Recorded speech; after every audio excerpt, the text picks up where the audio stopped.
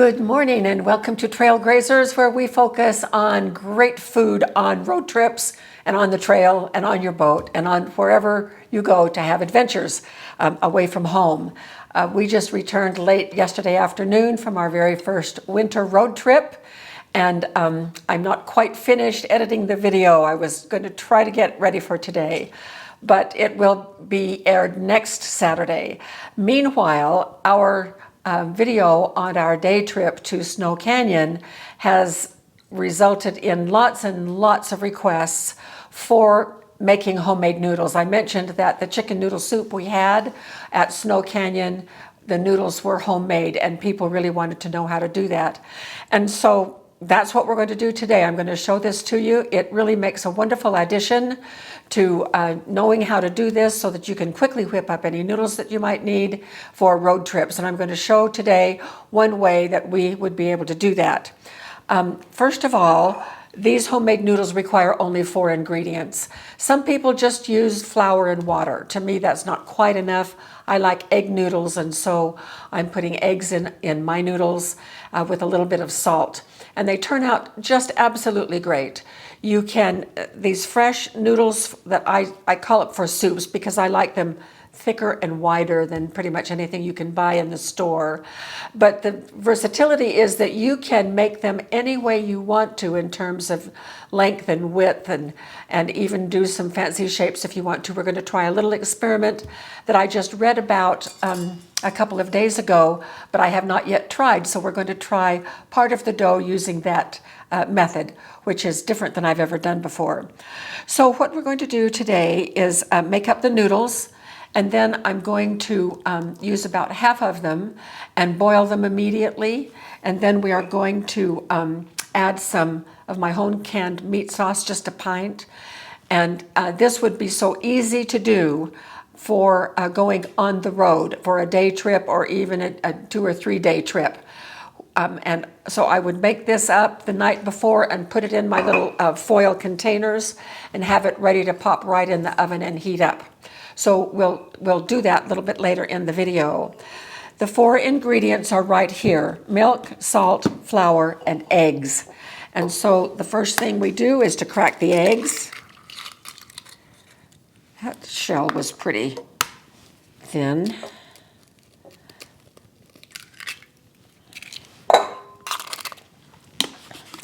Add a half a teaspoon of salt. And 2 tablespoons of milk.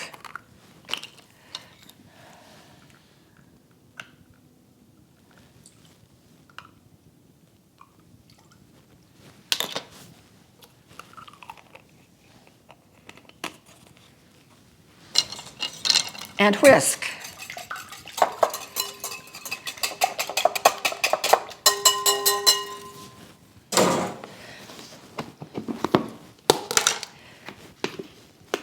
I'm going to aerate this flour just a little bit and then scoop it into a cup.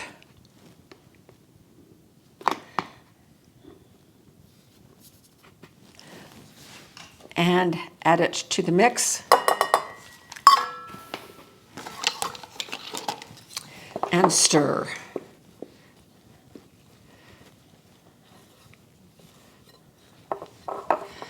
This recipe makes enough noodles for our household for 2 meals.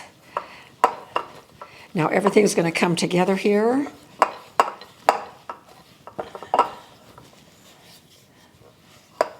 And when it gets to where it is together and kind of form a ball, I'm going to pick up the flour that I need from the sides of the bowl. I'm going to turn it out.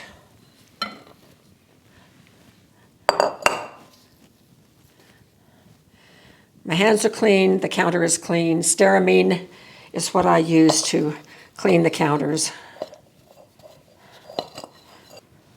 With flour on my hands and over the top, I'm just going to knead this. It's going to pick up a little bit more flour as it's kneading, which is the intent. And it doesn't need to be kneaded a lot. We're not looking to develop gluten here. We just want the consistency of the dough to be smoother.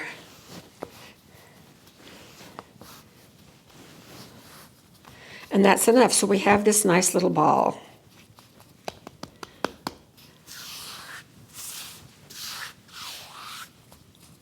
Okay, I'm going to set it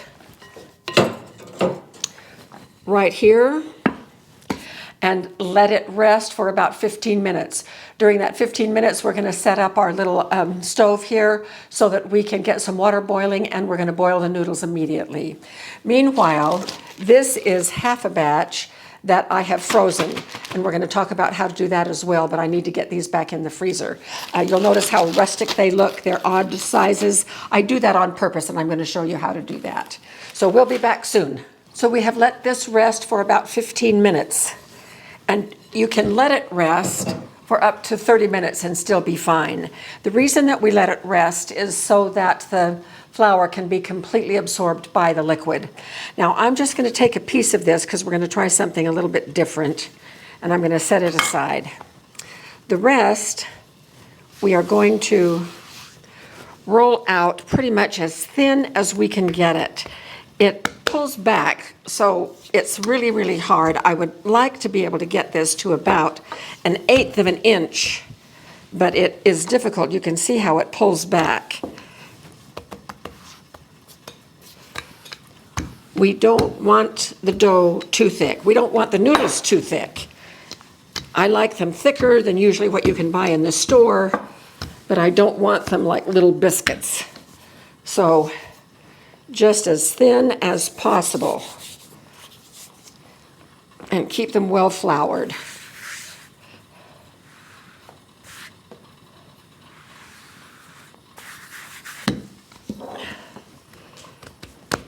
All right, I think we're good. Now, here comes the fun part. You can be just as creative as you want to, or if you like things very even and regimented, you can do that as well. I don't. I like them to look a little bit rustic. I like them to look homemade. So, knowing that these are going to be for soup, I'm going to cut them about that wide, and I never cut completely straight. And I vary the width, which is also fun to do.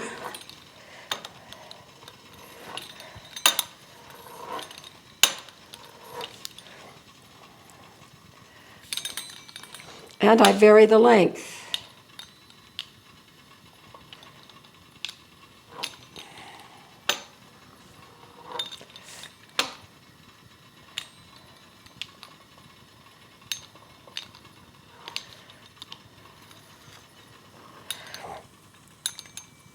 That's okay. Then I'm going to sprinkle them with flour, and we're just going to pull them up, make sure that they have separated okay. I'm going to toss them into a big pile. Look at that one. I didn't see that one. Okay, there you go.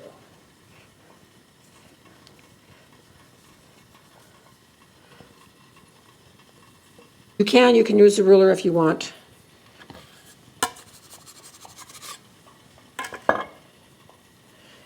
Now we don't want them sticking to each other when they are boiling, so that's why we make sure that they come loose from the counter and we pull them up individually.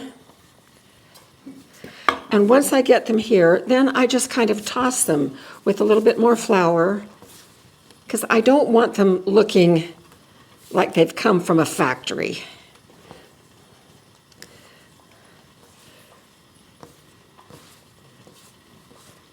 Okay, now, there was an article that came through my news feed on my phone that talked about making homemade noodles and talked about a different way of cutting them that is not as work intensive as what we just did. They said to oil a pair of kitchen shears and take just a glob of dough and cut.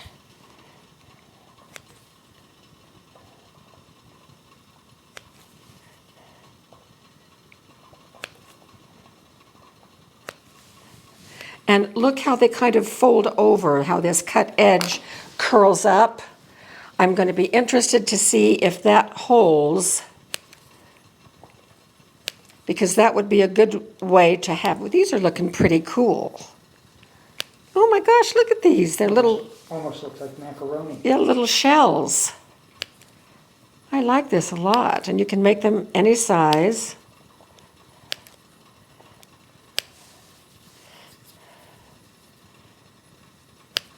How fun is this?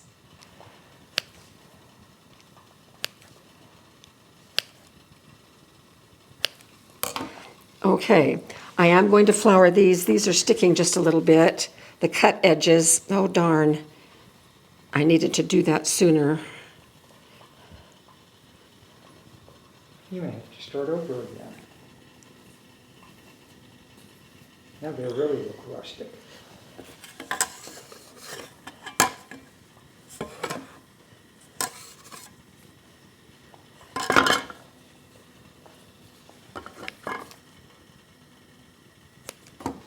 So the downside to these I can see already is making sure that they don't stick, turning them out on a heavily floured board so you can muss them around immediately before they stick to each other.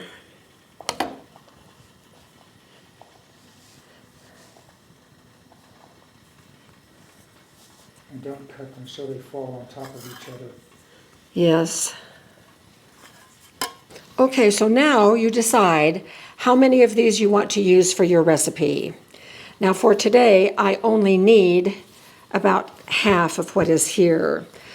So I can cook everything and then store the unused cook ones for a meal in the next day or two. Or I can air dry them until they're completely dry through and through, or even in my dehydrator and put them in a jar and store them for weeks. Or I can do what I did before, and that was I'm just going to put some out on a rack and just freeze them for next time. I'm going to let them air dry long enough so that they don't stick together when they are freezing, because nothing is sticking to anything, and that's what we want. So I'm just going to let these air dry.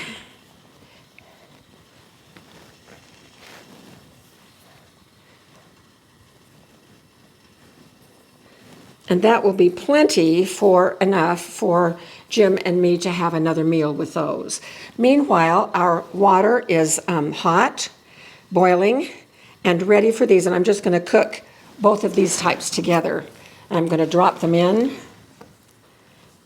Now I'm going to cook these separately, but if you're making a soup, you can drop them in about 3 minutes before the soup is done. The water was boiling, it's salted water. We'll bring it back to a boil and boil these for just a couple of minutes, and they will be done. I just tested one of these and they are done.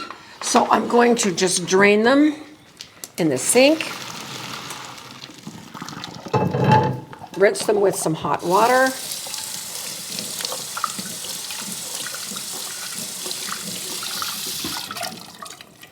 And some of these may be too big for you, but after you have done this for a time or two,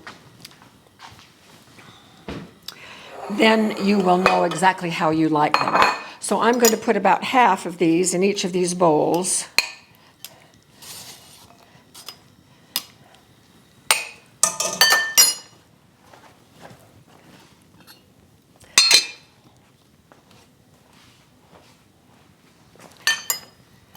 And we're just going to put some of this meat sauce on the top.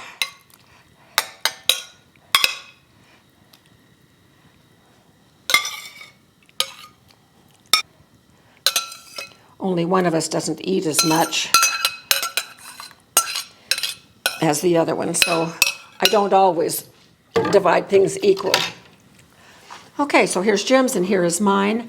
Now, one of the things that would be so easy to do for road trips is to take a serving size like this amount and put it in one of our little foil containers. Oh my goodness, this is... And then these could easily be frozen until the day before you're ready to go. Then thaw them and put them in your refrigerator or your ice chest, and then they would be ready to make sure that they're thawed, and then they would be ready to just pop right in your car oven for a couple of hours to warm up. So you could do this as you were traveling. This would make a great lunch on a cold day, for instance. We're wanting to make our lunches as grab and go as possible, and so this would work just great. But for now, we're going to stop our day and have this for a little bit of lunch and then continue. So I'm going to put just a little bit of Parmesan Romano on mine. I know Jim will want to do the same thing, but I'm going to let him do his own. And let's give this a quick taste test. So here is one of those scissor cut noodles. That is just perfect for this. It holds a little bit of the sauce.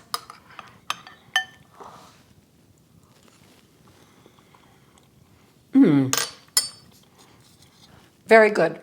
The noodles are tender.